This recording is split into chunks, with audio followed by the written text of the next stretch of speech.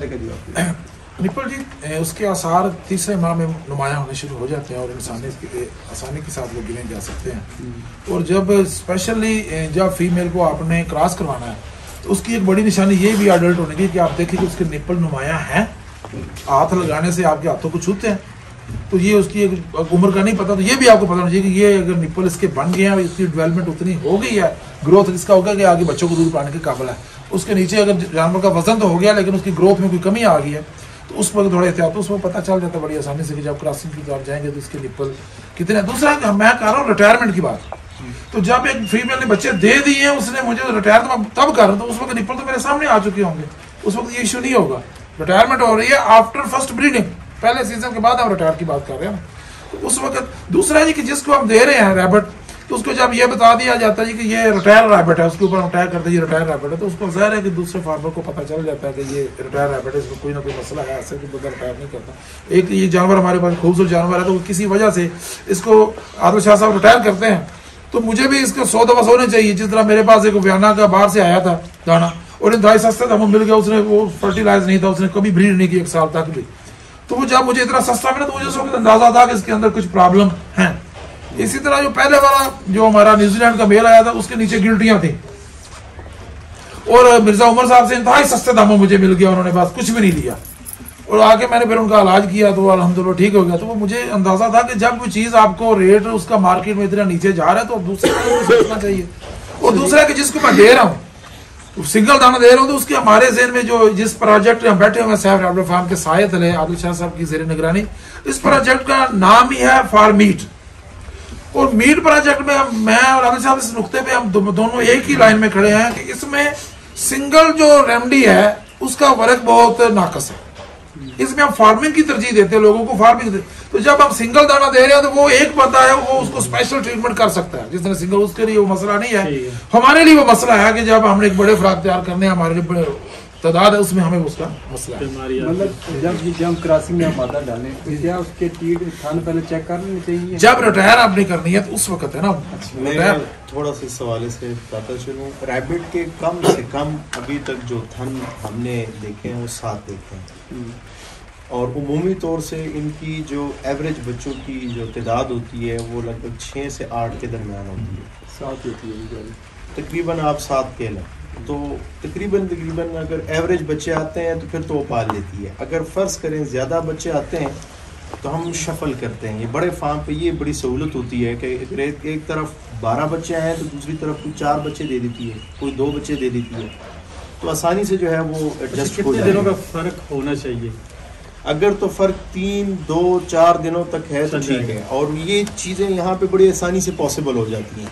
जैसे कि वो रिकॉर्ड कीपिंग में ये चीज़ भी थोड़ा मैं मिस कर गया हूँ, बिल्कुल, कि इसमें कोशिश करें अपने फार्म पे जो प्रैक्टिस हो तो 1 तारीख, 11 तारीख और 21 तारीख, या 5 तारीख, 15 तारीख और 25 तारीख फिक्स कर दें कुछ।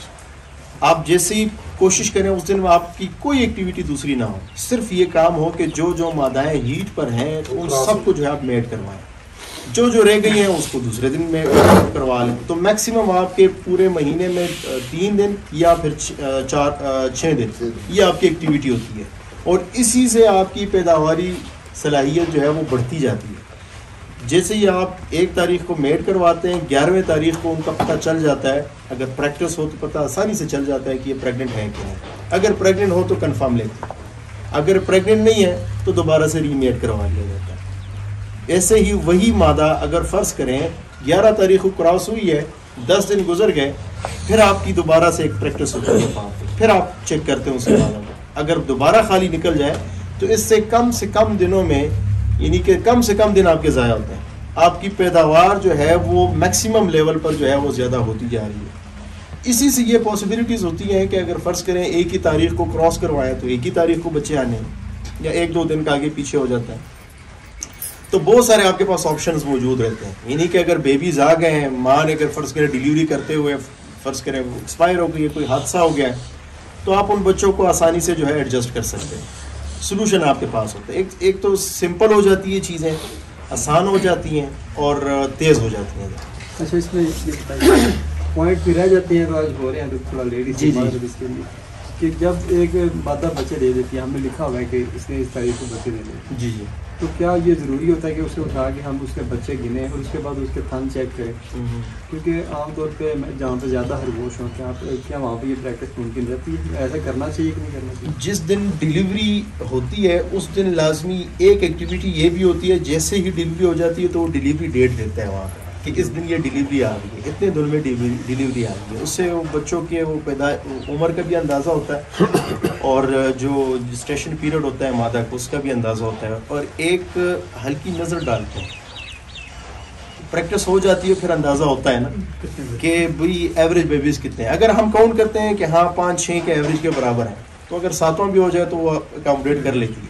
लेकिन थोड़ा सा अगर हमें ज़्यादा हेड नज़र आते हैं, ज़्यादा काउंटिंग में नज़र आते हैं, तो फिर हम उसको काउंट कर लेते हैं और काउंट करके उसको कुछ एक्स्ट्रा बेबीज़ को उठा के फिर दूसरे मादा के साथ रखने के लिए भी प्रैक्टिस ही होनी चाहिए। हो सकता है कि 2-3 दिन का वक्फा हो, या हो सकता है कि वो बच्चे ऐसे हों ज़्यादा हों तो माँ ने दूध जो है, हो सकता है रात को बच्चे डिलीवर किए हैं और शाम को आपने चेक किए हैं, तो इतने पीरियड तक हो सकता है उसको दूध ना मिला हो, चूँकि काफ़ी ज़्यादा होते हैं। तो प्रैक्टिस ये होती है कि कोई ना कोई मादा जो कि ज़्यादा जो है एग्रेसिव नहीं होती, थोड़ी अच्छी मादा होती है, हर पाम पे होते हैं इस तरह, तो हम क्या करते हैं कि उस मादा को पकड़ के और उन बेबीज़ को पकड़ के उसी टाइम खुद हैंड फीडिंग करवा के फिर किसी मादा के साथ रखवाते हैं। ये इंश्योर करते हैं कि भाई इसका पेट भर गया है, कि मतलब कोई कसर इसमें ना रहे, तो आराम से जो है ये बेबी सर्वाइव कर जाते हैं। अच्छा, दूसरी चीज़ इसमें ये कि जब एक मादा ने 12 बच्चे दे दिए, हमने सिर्फ 4 उठाने हैं उसमें से, तो उन्हें 1 दिन हो गया पैदा हुआ, तो हमें कैसे पता चलेगा कि कौन से बच्चे जिन्होंने दूध पी लिया, कौन से बच्चे जिन्होंने नहीं पिया, कौन से उठा के? ये हम जो कोशिश करते हैं, पेट से हमें इसका अंदाज़ा हो जाता है, जो इनका पेट होता है उससे अंदाज़ा। जिन्होंने पिया होगा उन्हें हम शिफ्ट करेंगे, जिन्होंने नहीं पिया होगा उन्हें नहीं। देखा जाएगा कि किस मादा की सेहत अच्छी है। अगर तो फ़र्ज़ करें उस मादा की सेहत अच्छी हो, तो मैं कोशिश करूंगा कि मैं कुछ अच्छे बच्चे उसमें से उठा के उधर रखूँ, कमज़ोर बच्चे उसके साथ छोड़ूँ। अगर तो फ़र्ज़ करें उस मादा की अपनी सेहत अच्छी नहीं है, तो मैं ये करूँगा कि उसमें से कमज़ोर बच्चे, क्योंकि हमेशा कमज़ोर बच्चे दूध पीने में हमेशा पीछे रहेंगे, वो फिर सर्वाइव नहीं कर सकते। साहब अभी आपने फरमाया कि बेस्ट ब्रीडिंग के लिए अच्छी मादा का इंतखाब करना, यानी एक मादा है उसने 2 बच्चे दिए हैं, तो इसका मतलब है कि वो ब्रीडिंग के लिए उसमें बहुत सारे फैक्टर हैं, मेल की क्रोमोसोम के भी और दूसरे जी जी, अगर वो पूरी आपके सारे एक्सपेरिमेंट में वो यही करती है कि उसके मतलब कितने 2-4 एक्सपेरिमेंट करने चाहिए? पूरा सीजन आपके पास है, एक सीजन पे आपने यूज करना है, सीजन के बाद रिटायरमेंट आती है ना। मैं अपने हवाले से बात करूँ, इस मौसम में नहीं, हमारी रिटायरमेंट हो जाती है अप्रैल में, अप्रैल के बाद हमारा सीजन खत्म हो जाता है, फिर एक तो हमने पूरा 8-9 महीने उनको पालना है फ्रीली, तो इसलिए फिर हमारे लिए रिटायरमेंट वैसे भी जरूरी होती है, तो कुछ कांट छांट हो जाए। अच्छा, मेरा सवाल है, एक मेल को एक दिन में कितनी फीमेल से क्रॉस करवाया जा सकता है एक ही दिन में? डिपेंड करता है उस मेल की सेहत पे। मैक्सिमम हमने एक दिन में एक नर से 4 क्रॉस लिए, ये मैक्सिमम लेवल पे। लेकिन ये ज़रूरी है कि उससे पहले वक्फा, अच्छा खासा वक्फा आया हो, या उसके बाद भी फिर आपने वक्फा रखना है। अगर ज़्यादा क्रॉस आप लेते हैं तो मेल जो है काफ़ी वीक भी हो जाता है, दूसरा ये कि उसकी फर्टिलिटी जो है वो कम हो जाती है। कितने शॉट लिए थे? अच्छा, ये वीक होना, ये देखिए ये क्या सोर्स है 4 क्रॉसिंग?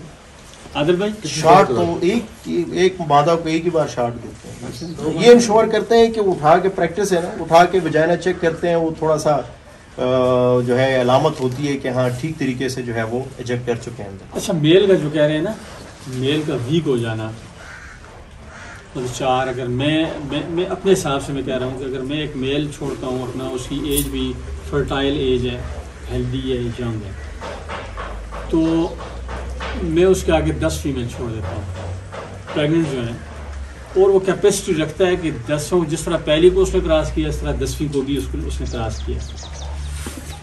मेरे पास है ही 10, तो मैंने 10 छोड़ दी, 15 उसके आगे 15-20 छोड़ सकता था।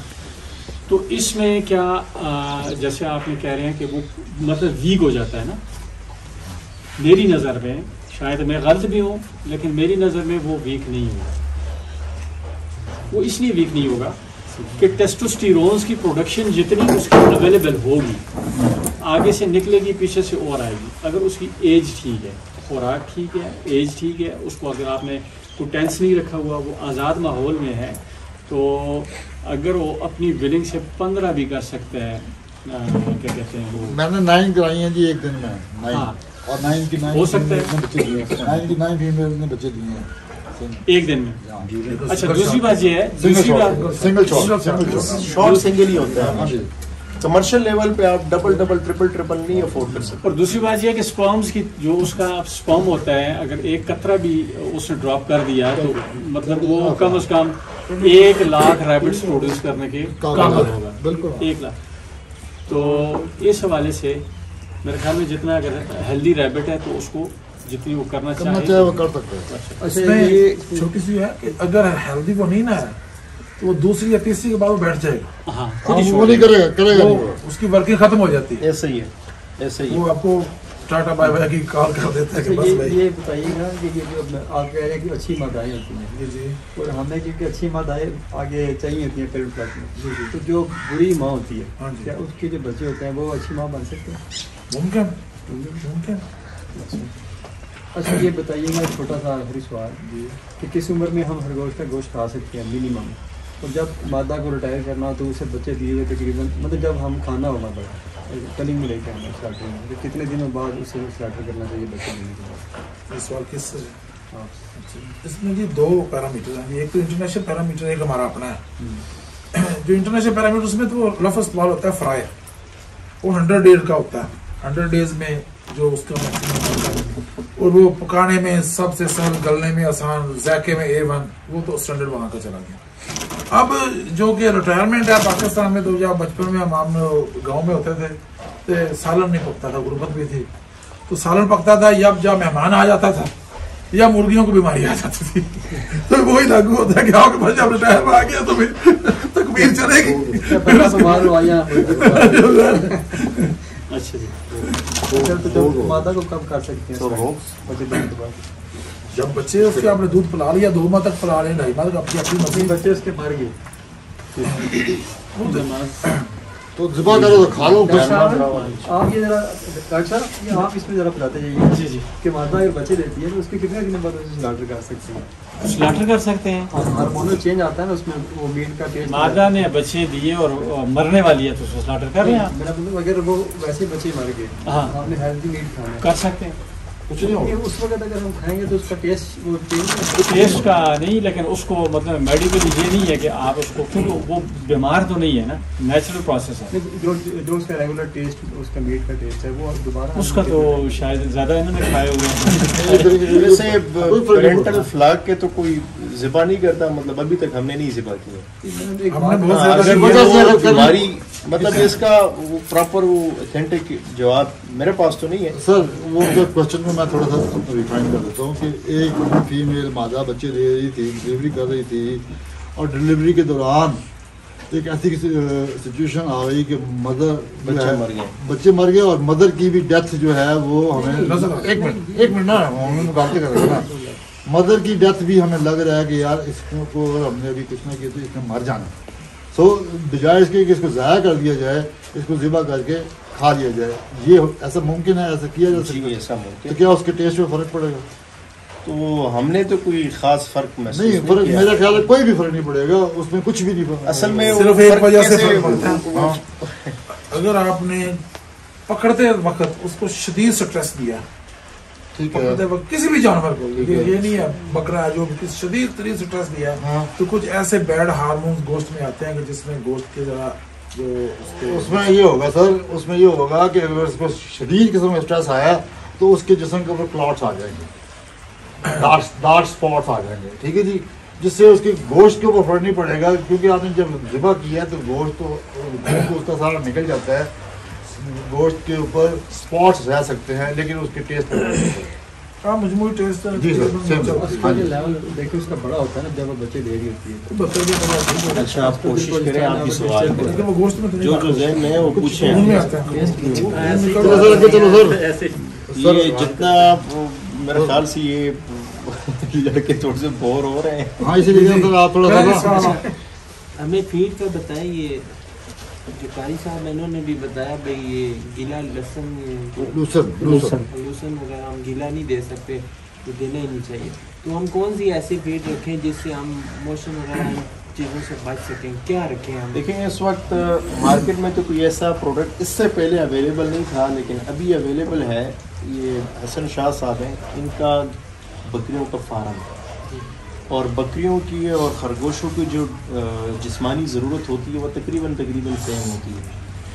इन्होंने चूँकि वो फीड बनाई है बकरियों के लिए, तो वो वाहिद एक ऐसी फीड है जिसमें चूँकि चारे की एक अच्छी कसीर मकदार उसमें मौजूद है, क्योंकि इसमें क्रूड फाइबर तकरीबन इतना मौजूद है कि आपका रैबिट हर तरह का रैबिट उसको आसानी से हज़म कर सकता है।